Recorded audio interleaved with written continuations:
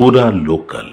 మరి 22వ తారీఖు ఇప్పుడు వచ్చే 22వ తారీఖు బంద్ తెలంగాణ వ్యాప్తంగా మార్వడి గో బ్యాక్ అంటూ బంద్ చేపడతామని ఎవరైతే మార్వడి గో బ్యాక్ అంటున్నారో వాళ్ళు చెప్తున్నారు. ఎవరైనా చెప్తే మేము వినేది లేదు. ప్రభుత్వం ఏం చెప్తాం అదే వింటాం. ఎందుకంటే మేము ఉండేది తెలంగాణలో. మేము గుజరాత్లో ఉంటలేం. గుజరాత్లో ఎన్ని చెప్తాం మేము. మాకు గుజరాత్లో కూడా రాత్రి మేము ఇవన్నీ మెసేజ్ ఇచ్చాం. వాళ్ళు ఏమన్నారు, మీ తెలంగాణది కదా, అక్కడనే మనం పుట్టిన పెరిగినాం, ఆడ వరకునే ఖతం చేసుకుంటే మంచిది, ఎందుకు దీనికి లాగాలి అని చెప్పి నచ్చ చెప్పిండు. మరి 22వ తారీఖు మీ షాపులు, మీ మార్వాడి వాళ్ళకి సంబంధించిన షాపులు బంద్ చేస్తారా? మరి వాళ్ళు చెప్పినట్టు నేను రేవంత్ రెడ్డి చెప్తలేను, ముఖ్యమంత్రి గారు లేకుంటే అందరు కలిసి డిసైడ్ చేస్తే ఆలోచిస్తాము. బంద్ చేస్తామంటలేము, బంద్ చేయమని అంటలేము. ఎవరో 10 మంది తలుచుకొని, ఇప్పుడు నేను 10 మంది 50 మందిని తీసుకొని రేపు అన్ని హైదరాబాద్ బంద్ కావాలంటే అది న్యాయమా? అందరు రాండి. ఇప్పుడు మన ఉద్యమం చేస్తే లక్షల మంది వచ్చినారు. మీరు రేపు 10 లక్షల మందిని తీసుకురండి, బంద్ చేపియండి, చూద్దాం మీ ఎంతమంది వస్తున్నారు. మేము రెచ్చగొడతలేము. మాకు కూడా తెలుసు, ఎడ్యుకేటెడ్ వాళ్ళు ఎవ్వరు ఇట్లాంటి చిక్కులలో ఓరు. ఈ నాసంటోళ్ళు ఫాల్తుగాలు ఇట్లాంటి పనులు చేస్తారు.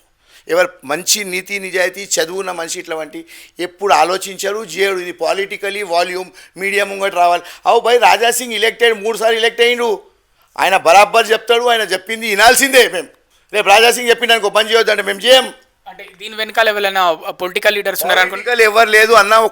ఒక సంప్రదాయ గురించి అందరం. అచ్చా మహేష్ గౌడ్ అన్న, ఆయన చలో రాజాసింగ్ అంటే నార్త్ ఇండియను, బండి సంజయ్ అంటే బీజేపీ అయినా, మాధవీలత అంటే బిడ్డ. మళ్ళీ మహేష్ గౌడ్ అన్న ఏం చెప్పిండన్న?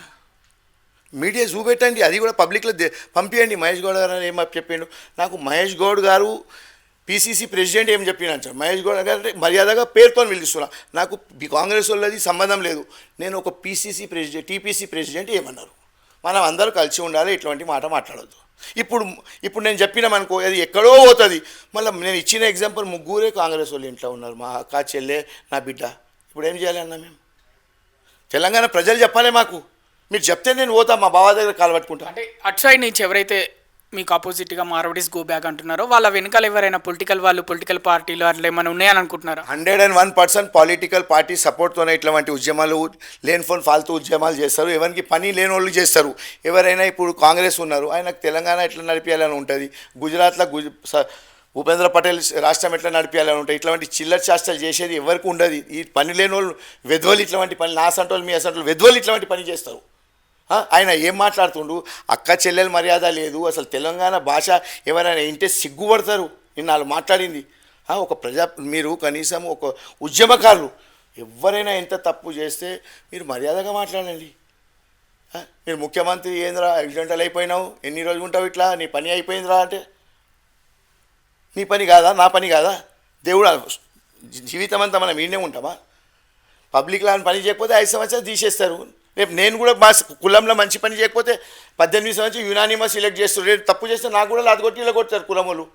కులంలోనే బర్దాష్ చేయనప్పుడు రాష్ట్రంలో ఎట్లా బర్దాష్ చేస్తారు? తప్పు చేస్తే అందరు చెప్తారు. సో ఫైనల్గా మార్వడీస్ గో బ్యాక్ అనే విషయంలో మీరైతే వెనక్కి తగ్గమంటున్నారు అంతే? అదే లేదు, నేను మళ్ళీ ఒక్కసారి చెప్తున్నా, మేము రచ్చగొట్టలేము, దండం పెట్టి చెప్తున్నాము. మాకు ఎట్లాంటి గొడవలు అవసరం లేదు. మేము అందరితోని కలిసిమలిసి ఉండాలనే ఉద్దేశం ఉంది. మాకు మాత్రం ఎవరైనా రచ్చగొట్టిననుకో ఏడంటే ఆడ వరకు గుజరాతీ మార్వాడీ సమాజు, ఇంకా మా ఎంబడి అన్ని నార్త్ ఇండియన్ సమాజ్ కూడా వస్తున్నాయి.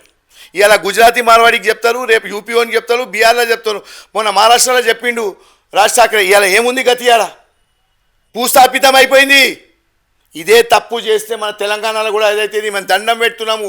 చిన్న మన మీడియాలా లేకుంటే మనం ఏదో పెద్దతనం చూపెట్టుకోనికి ఇట్లాంటి చిన్న చూపు పని చేసేది వద్దు. దండం పెడుతున్నాము, మీరు చేయవద్దు. ఎవరిని చేసేవానికి ఆపాలే మనం అందరం ఇట్లాంటి పని చేయొద్దని.